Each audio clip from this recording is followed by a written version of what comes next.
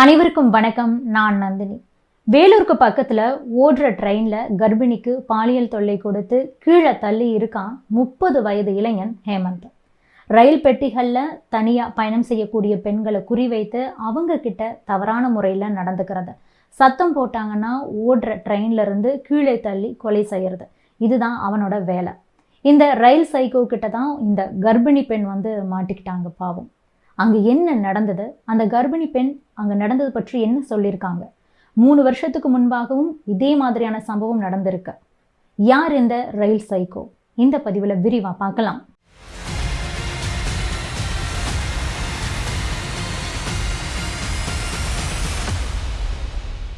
திருப்பூர்ல இருக்கிற பனியன் கம்பெனிகள்ல வெளியூர் மற்றும் வெளிமாநிலங்களை சேர்ந்த பெண்கள் பலரும் பணியாற்றி கொண்டிருக்காங்க. ஆந்திர மாநிலம் சித்தூரை சேர்ந்த பெண் ஒருத்தங்க திருப்பூர்ல இருக்கிற தனியார் பனியன் கம்பெனில டெய்லரா பணியாற்றி வர்றாங்க. இந்த பெண் திருமணமானவங்க, தற்போது 4 மாத கர்ப்பிணியா இருக்காங்க. இவங்க நேற்று கோவையிலிருந்து திருப்பதி போகக்கூடிய இன்டர்சிட்டி விரைவு ரயில்ல சொந்த ஊருக்கு புறப்பட்டு போயிட்டு இருந்திருக்காங்க. இந்த ரயில் வேலூர் மாவட்டம் கேவி குப்பத்துக்கு பக்கத்துல போயிட்டு இருந்திருக்கு. அந்த நேரத்துல அந்த பெண் டாய்லெட் போயிருந்திருக்காங்க. அப்போதுதான் அங்கு வந்த ஒருவர் இந்த பெண்ணுக்கு பாலியல் தொல்லை கொடுத்ததா கூறப்படுது. இதனால அதிர்ச்சி அடைஞ்ச அவங்க சத்தம் போட்டிருக்காங்க. இதனால ஆத்திரமடைந்த அந்த நபர் கர்ப்பிணின்னு கூட பார்க்காம ஓடுற ரயில்ல இருந்து கீழே தள்ளி விட்டுட்டு ஓடி போயிருக்காரு. அதுக்கப்புறமா அந்த நபர் பார்த்தீங்கன்னா அந்த காட்பாடி ரயில் நிலையத்துல தான் இறங்கி தலைமறைவாகியிருக்காரு. இதற்கிடையே தான் ரயில்ல இருந்து அந்த மர்ம நபர் கீழே தள்ளியதுல விழுந்த கர்ப்பிணிக்கு பார்த்தீங்கன்னா தலையில பலத்த காயம் ஏற்பட்டிருக்கு. கை கால்களிலும் பலத்த காயம் அடைஞ்சிருக்காங்க. அந்த கர்ப்பிணியை மீட்ட பொதுமக்கள் வேலூர் அடுக்கம்பாறை மருத்துவமனைக்கு அனுப்பி வச்சாங்க. அங்க அவங்களுக்கு சிகிச்சை கொடுக்கப்பட்டுக்கிட்டு இருக்கு. இது தொடர்பா வழக்கு பதிவு செய்த ரயில்வே காவலர்கள் ரயில்ல பல குற்ற சம்பவங்கள்ல ஈடுபட்டவங்களுடைய அந்த போட்டோஸ் பாதிக்கப்பட்ட அந்த பொண்ணுகிட்ட காண்பிக்கப்பட்டிருக்கு. அப்போதுதான் கேவி குப்பத்தை அடுத்த பூஞ்சோலை கிராமத்தை சேர்ந்த ஹேமராஜ் அப்படிங்கிற ஒருத்தர் தான் ஓடுற ரயில்ல அந்த கர்ப்பிணி பெண்ணுக்கு பாலியல் தொல்லை கொடுத்தாங்க அப்படிங்கிறது கண்டுபிடிக்கப்பட்டிருக்கு. அவனை போலீசார் கைது செய்து தற்போது விசாரிச்சுட்டு இருக்காங்க. இந்த நிலையில தான் ரயில்ல என்ன நடந்தது அப்படிங்கறது பற்றி அந்த கர்ப்பிணி பெண்ணை விளக்கம் கொடுத்திருக்காங்க. அதுல அவங்க என்ன சொல்லியிருக்காங்கன்னா, திருப்பூர்ல 6:50க்கு நான் ரயில்ல ஏறினேன். ஜோலார்பேட்டை வரும்போது 10:45 மணி ஆயிடுச்சு. ரயில் பெட்டியில இருந்த பெண்கள் எல்லாருமே இறங்கிட்டாங்க. அந்த நேரத்துல ஒரு பையன் மகளிர் பெட்டிக்குள்ள ஏறிட்டான். அப்போது நான் என்ன சொன்னேன்னா, இது லேடிஸ் கோச்சு, நீங்க ஏறக்கூடாது, நான் ஒருத்தி மட்டும்தான் இருக்கேன், தயவு செய்து இறங்கி போயிடுங்க அப்படின்னு நான் சொன்னேன். அதுக்கு அந்த பையன் அடுத்த ஸ்டாப்ல நான் கண்டிப்பா இறங்கிடுவேன், கொஞ்ச நேரம் பொறுத்துக்கோங்க அப்படின்னு மட்டும் சொல்லிட்டான்.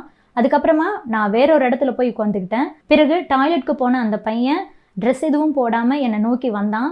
அப்போது நான் அவன்கிட்ட, நான் கர்ப்பிணியா இருக்கேன், நான் அந்த மாதிரி பொண்ணு கிடையாது, தயவுசெய்து என்னை விட்டுரு அப்படின்னு சொல்லி நான் கெஞ்சினேன். உனக்கும் அக்கா தங்கையெல்லாம் இருக்கிறாங்க தானே, என்னை இப்படி பண்ணாத அப்படின்னு சொல்லி நான் கத்துனேன். தொடர்ந்து ரயில் செயினை இழுக்கிறதுக்கு என்னால் முடிஞ்ச அளவுக்கு முயற்சி பண்ணேன். உடனடியாக என்னுடைய தலைமுடியை பிடிச்சி என்னை அடிக்க தொடங்கிட்டான். அதுவும் இல்லாமல் நான் எப்படியாவது போராடி அந்த டாய்லெட்டை மூடிட்டு செயினை இழுக்கலாம் அப்படின்னு தான் முயற்சி பண்ணேன். ஆனால் என்னை இழுத்து படிக்கட்டுக்கு பக்கத்துலேயே தள்ளிட்டான். அப்போது ரயில்ல இருந்து நான் கீழே விழுந்துடக்கூடாது அப்படிங்கிறதுக்காக என்னால் முடிஞ்ச அளவுக்கு நான் கம்பியை இறுக்கமாக பிடிச்சிட்டு இருந்தேன். ஆனால் என்னுடைய வலது கையை அப்படியே கையால் அடிச்சே உடைச்சிட்டான். என்னுடைய காலையும் எடுத்து கீழே விட்டுட்டான். தொடர்ந்து ஒரு 10 நிமிஷம் அவங்ககிட்ட நான் போராடிட்டு இருந்தேன். ஆனால் என்னை கீழே தள்ளிட்டான். பிறகு என்ன நடந்தது அப்படிங்கிறதே தெரியல. ஆம்புலன்ஸில் என்னை கூட்டிகிட்டு போயிட்டு மருத்துவமனையில் சேர்த்தாங்க. கிட்டத்தட்ட அரை மணி நேரத்துக்கு மேலே நான் ரயில் அவன்கிட்ட போராடினேன்.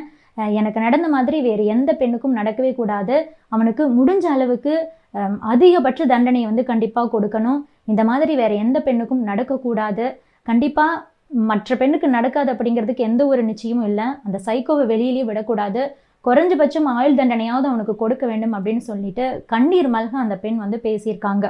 உண்மையிலேயே அவங்களுடைய நிலையில யாரா இருந்தாலும் ரொம்பவே பாவம்தான். இந்த நிலைமை யாருக்குமே வரக்கூடாது. அந்த பெண்ணை இந்த நிலைமைக்கு ஆளாக்குன அந்த ஹேமராஜ் பார்த்தீங்கன்னா இப்ப கைது செய்யப்பட்டிருக்கான். கைது செய்யப்பட்டு கொஞ்ச நாள் சிறையில் அடைக்கப்படுவான். ஆனா ஒரு நாள் கண்டிப்பா அவ வெளியே வருவான். மறுபடியும் இந்த மாதிரியான குற்ற செயல்கள்ல அவ ஈடுபடுவான். அதனால அவனை வெளியவே விடக்கூடாது. அவனுக்கு அதிகபட்ச தண்டனை கண்டிப்பா கொடுக்கப்பட வேண்டும் அப்படின்னு சொல்றாங்க பொதுமக்கள். இந்த ஹேமராஜ்க்கு 30 வயசு தான் ஆகுது. இவன் ஒரு சைக்கோவா சுத்திட்டு இருந்திருக்கான். இவனுக்கு ஒரு பெரிய கிரைம் ஹிஸ்டரியே இருக்கு. பல குற்றங்களை எல்லாம் பண்ணிட்டு ரொம்ப ஃப்ரீயா வெளியில சுத்திக்கிட்டு இருந்திருக்கான் இந்த சைக்கோ. ஒரு கொலையை பண்ணிட்டு கடமைக்கு ஜெயில போய் இருந்துட்டு வெளியே வந்தவன் தான் இந்த ஹேமராஜுங்கிறவன். கடந்த 3 ஆண்டுகளுக்கு முன்பாக காட்பாடிக்கு பக்கத்துல ரயில்ல இருந்து ஒரு இளம் பெண்ணை தள்ளிவிட்ட வழக்குல 11 மாதங்கள் மட்டுமே சிறையில் இருந்திருக்கான் அப்படிங்கிறதும் தெரிய வந்திருக்கு. அது போக போன வருஷம் சென்னையை சேர்ந்த ஒரு பெண்ணை குடியாத்தம் ரயில் நிலையத்துல தலையில கல்ல போட்டு கொலை செய்த வழக்குல தற்போது அவன் பிணையில வெளியே வந்திருக்கான் அப்படிங்கிறதும் உறுதியாகி இருக்கு. இவனே ஒரு சைக்கோ கொலையாளி. இந்த ஹேமராஜ் பாருங்க, ரயில்ல தனியா பயணம் பண்ணக்கூடிய அந்த பெண்களை மட்டுமே குறிவைத்து இந்த மாதிரியான குற்ற சம்பவங்கள்ல தொடர்ந்து ஈடுபட்டுக்கிட்டே இருக்கான் அப்படிங்கிறது இதன் மூலமாகவே தெரிய வருது. இந்த நிலையில தான் இந்த ரயில் சைக்கோ கொலையாளியான ஹேமராஜை காவல்துறையினர் கைது செய்து தற்போது விசாரணையை நடத்திக்கிட்டு இருக்கிறாங்க. இந்த சம்பவத்திலும் இவனை கொஞ்ச காலம் சிறையில வச்சிருந்துட்டு மறுபடியும் வெளியே விட்டுடுவாங்க. அப்படி வரும்போது கண்டிப்பா குழந்தைகள், பெண்கள், பொதுமக்கள் அனைவருக்குமே ஆபத்து தான்.